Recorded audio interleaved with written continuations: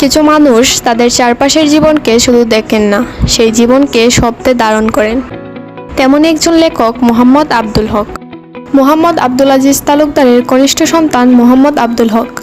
তিনি জন্মগ্রহণ করেন 1970 সালের 21শে জানুয়ারি হরিণাপাটি গ্রামে।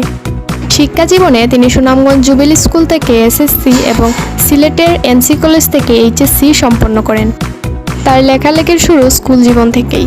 দেয়ালিকা, বিতর্ক প্রতিযোগিতা ও উপস্থাপনার মতো সৃজনশীল কর্মকাণ্ডের মধ্য দিয়ে তৈরি হয় তার লেখার প্রতি আগ্রহ, যা পরবর্তীতে রূপ নেয় নিয়মিত সাহিত্য চর্চায়।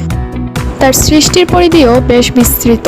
6টি উপন্যাসের মধ্যে 3টি ইতিমধ্যেই প্রকাশিত হয়েছে।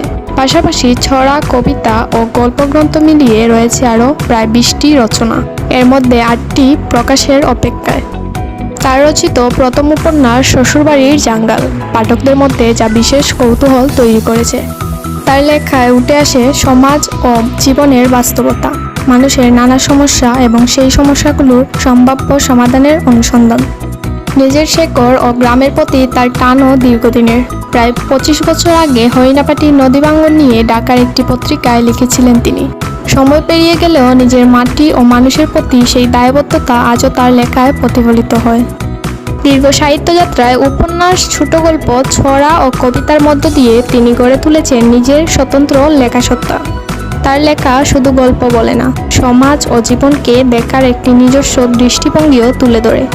মোহাম্মদ আব্দুল হকের সাহিত্যযাত্রা তাই একজন লেখকের সৃষ্টির গল্পের পাশাপাশি নিজের শেকড়, মানুষ ও সমাজের সঙ্গে গভীরভাবে যুক্ত থাকারও এক অনন্য গল্প।